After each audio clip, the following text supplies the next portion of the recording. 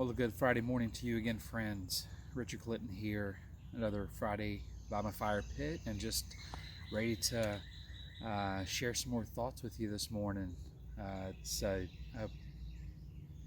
beautiful Friday morning. Sun's getting ready to come up again this morning, and I um, just out here just processing, just spending time with the Lord. And I pray each of you had a good week. Um, I know there's been a lot of crazy weather coming through the south and other areas, and a lot of still crazy uncertainty we're dealing with right now. Even uh, some ideas of some states beginning to open back up, including my home state here in Georgia. So we don't know how that's going to go, um, and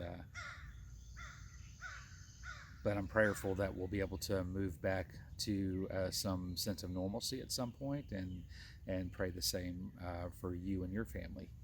So, um, yeah, just sitting out here again this morning, and I just again, as I say every week, it's just something about being out in this element and being.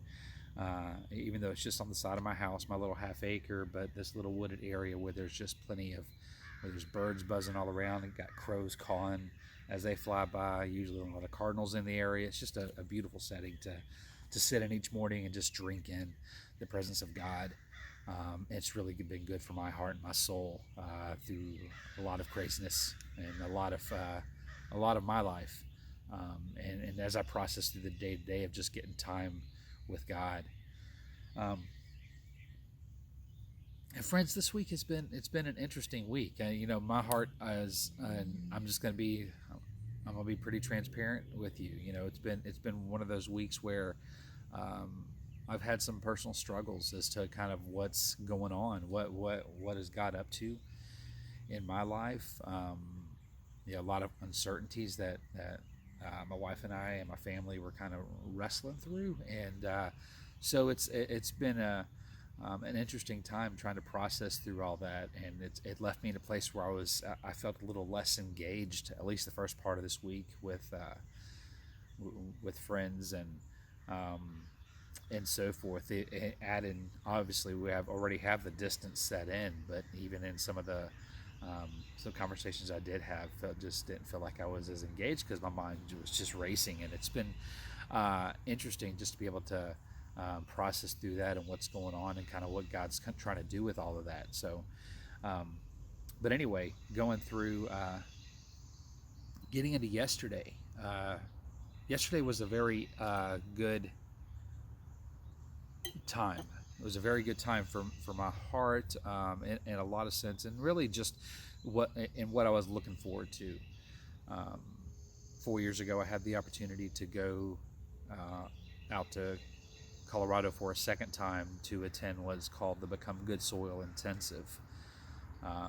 Morgan Snyder, who's a part of the Ransom Heart team, he devised this. He's about my age, maybe a year older or so, but had this idea and this thing on his heart that God was pressing on him of how to really go after men in the decade of their 30s. It's a critical time in a man's life. A lot of us were moving in through our careers, we're starting families, and so forth. There's a lot of things, a lot of changes and transition that are happening during that time of your life. And for me, I was in a unique place because I was already um, that year I was in my mid 30s, 37 years old actually, so more towards later 30s, and my oldest had just graduated high school, and now I'm here 4 years later. My youngest is about to graduate high school, which is crazy to me. So I'm in a unique place as compared to most men in my age bracket, just because Amber and I started our family young. But anyway, I digress. Um, so that weekend was just such another pivotal weekend outside of attending the Wild at Heart boot camp in the year prior, and how transformational that was for me and where God met me there. And God really used the intensive as a place for me to really learn what it looked like to really step under and sit under uh, the tutelage of older men that could really speak into my heart, that were there to listen to my story and help just speak life into that, and help process what is God saying into that, and where they see things leading. And it was just such a wonderful time, and I've still been able to stay in contact with one of the mentors for my group. He's off and on. We'll share communication. He's been a very good man of encouragement, Mark Woods. If you ever see this video, brother, even I know I haven't seen you in 4 years, but love you, and hope to see you again. But we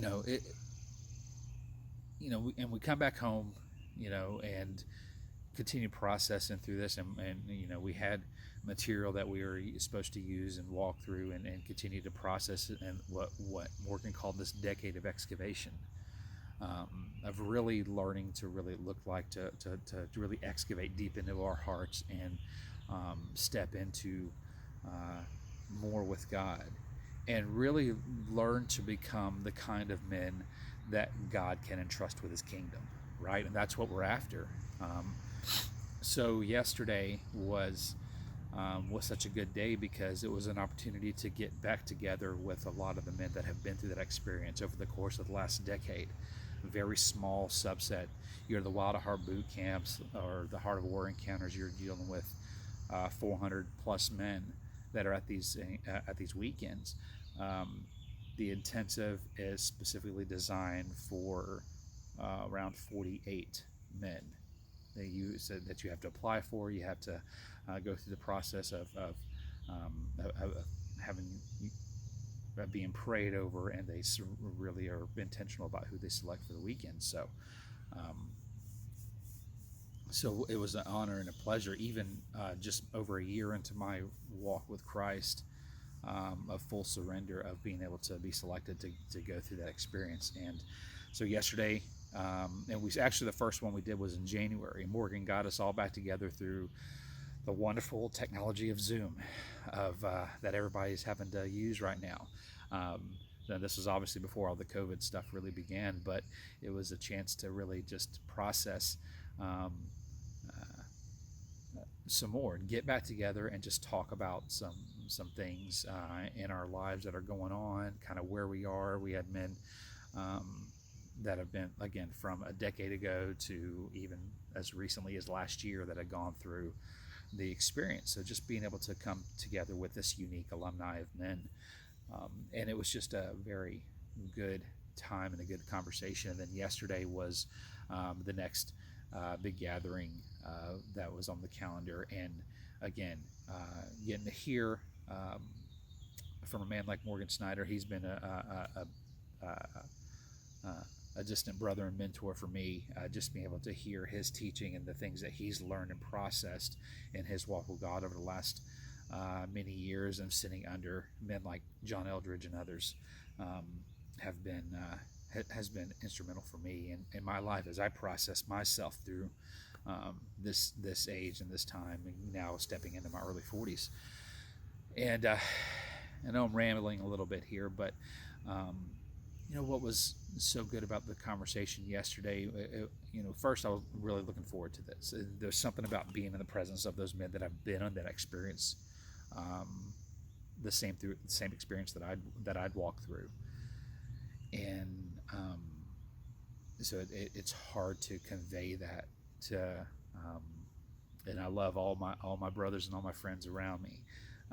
But trying to convey what that weekend was like it's difficult, because it was a very unique experience. But yesterday, and as we stepped in, and I guess it could have been very easy for us to really talk about, okay, COVID-19, what's going on with all that? How's it affecting us, and how's it dealing with our lives? And I loved how where the conversation went, though. And it really looked at the big picture, because if you're focusing just on the here and now, just on the stress, the difficulty, the fear that we're dealing with because of this virus and this uncertainty and a lot of the unknowns and misinformation and everything we're dealing with, that it's easy to be wrapped up in this small story, and that's where the fear begins to set in. And that's where the enemy begins to have his way. So the question on the table that we really dealt with was, looking overall big picture, how are we cultivating margin in our lives? And if we get back to whatever normal begins to look like, or even in the here and now, yes, there's kind of this forced Sabbath that we're kind of contending with right now, but at the same time, how are we kind of processing through all of um, all of this with God? Whether we're working or whether we're not working, if no matter what the situation is, we're home with our families more. How are we using that time to really cultivate margin and really dive into deeper and more union and intimacy with God? And Morgan took us into Isaiah 44:19, and Isaiah 44:19 essentially says, the person, this is out of the New Living Translation, the person who made the idol never stops to reflect why it's just a block of wood. And thinking about that, and what we're processing through, is oftentimes we never really stop to really think about and process and ask questions of why things are the way they are. What is going on right now? We never think to ask, is this normal in my life? Is this hurriedness? Is this busyness in our life normal? Because we're all, virus aside, we live in a very busy, connected, rampant, crazy culture, right? 24-hour news cycle, social media. We have technology right at our fingertips, breaking news at our fingertips. These phones, it's crazy. These have way more power than the first computer that I ever had. After Amber and I got married, I had bought a Gateway that had 366 megahertz processor with a 3.2 gigabit hard drive. 3.2 gigs. It's just crazy. And I have this phone that is like 64 gigs in this one little device, and so forth. And we have little flash drives now that can hold 128 gigs or whatever it may be. So it's crazy the way technology's changed. There's so much more at our fingertips, and so forth. So and processing through that, and over the course of time of what's changed, because it's really just in the last couple hundred years that there's been this rampant increase in technology and the way and progress and all this in our culture and society. And so what is that meaning now? And how is that reflecting? And is there normalcy there? Because obviously where there's been busyness, it's very difficult to have intimacy with God when we're constantly going from one thing to the next. And right now we're in this season of kind of like, hey, we're kind of having to stop right now and really reflect on this. It's a good time to really start thinking about that for your own life, and even beyond, when we start getting back to life again, stop and reflect. Okay, is this a normal thing? How am I when everything starts to open back up and the society begins rolling again? What am I doing? How am I cultivating intimacy with God? How am I finding margin in my life, right? And one of my favorite verses, Jeremiah 6:16, it says, "Stop at the crossroads and look and ask the old godly way and walk in it, the tried and true road. Travel its path, and you will find rest for your souls." But at the end it says, "But you reply, no, that's not the road we want." So we sit here kind of processing that kind of idea of, and I think that's kind of true to us now, of not being able to really stop and say, hey, how has this worked before, right? You can look at just the life that Jesus modeled, and how he cultivated intimacy with the Father. He stopped. He got away when he needed to, even in the midst of people pursuing him, crowds trying to follow him. He would get up and just go. There was this freedom there that he had to do that. He didn't have to live in this conformity of life and following what everybody else expected of him to do. So really beginning to process the question of, is this normal, right? And if this isn't normal, then what do I do with that? How am I using, how am I developing margin in my life? How am I only practicing the few things that are going to really help me cultivate this deeper life with God, in the midst of everything that's crazy and busy around us. And I've been I started this book last week. It's been on the shelf for a couple months. Came out a couple months ago, but I wanted to finish up another book before I stepped into this. And this is John Eldredge's latest book, Get Your Life Back: Everyday Practices for a World Gone Mad. And this is where they developed the 1 minute pause was in connection with this book. The Pause app, again, I've mentioned it before, friends. I highly recommend that you download that. And that's the book there, Get Your Life Back. Very good read so far, and absolutely, it's so good for my heart to really get to process through. And something that's important, like I said, we are in this society and in this culture where we're just inundated with just stuff. Just, in the old days, the things you had to worry about, the news you had to worry about was more or less usually within your local area. And if something big, national news, global news happened, it took time for it to get to you. Now it's right there. And we're constantly worrying about, even it's funny because I see my local news stations online, and they'll post a news article about something that happened several states away or something. I'm like, how is that applicable here? Again, we're having to know what's going on everywhere all the time. And something that John really hit home with in this is that you can't sort all this stuff out.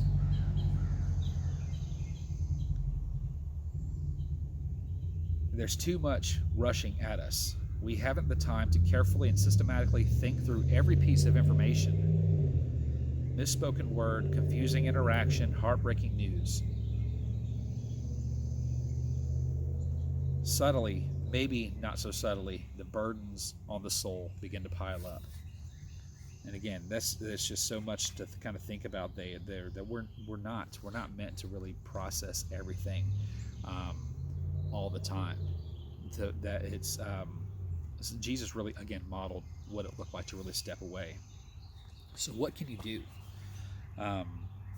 One of the things, again, that I love to do, and friends, you really got to find what works for you, what really works in your life to really find and cultivate margin in your own life to help cultivate deeper intimacy with God.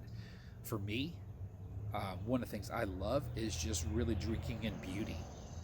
And ironically, that happened to be a chapter that John has in his book, all about drinking in beauty and what that can look like. And for me, because I love coming outside. I love being outdoors in nature.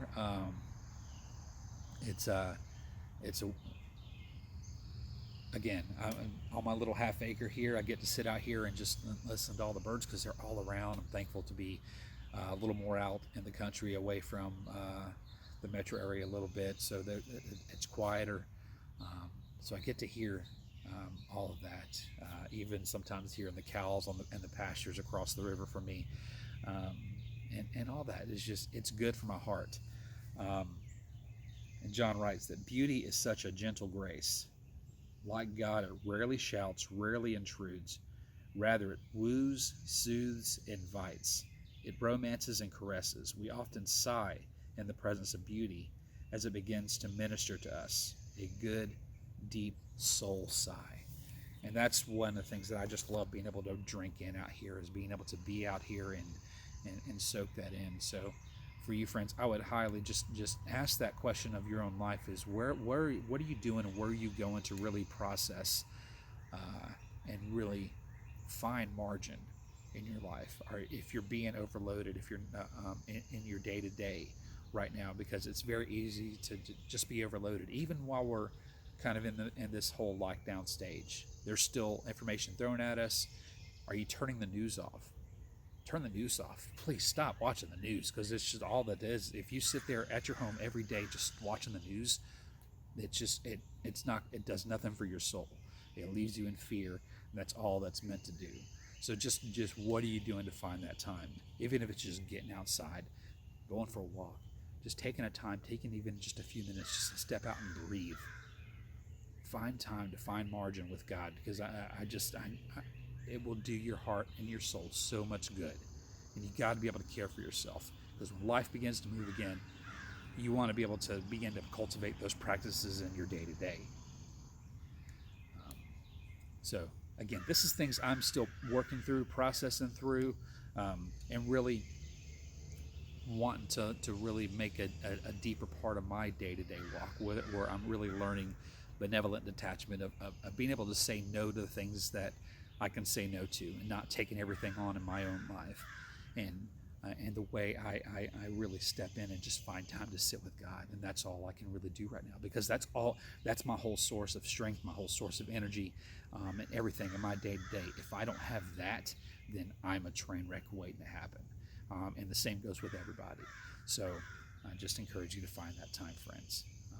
So as I close out this video, again, as the crow begins to caw again, I just thank you for just joining me this week, and just being able to process through this. And again, ask yourself the question: what are you doing to really cultivate that time, that margin, and that space for your heart, and for your soul, and how good that will be for you, for your family, and those that you're closest to in your life, and then your relationship with God above all. So again, friends, thank you for joining me, and I look forward to seeing you again next week for another conversation. Take care. God bless.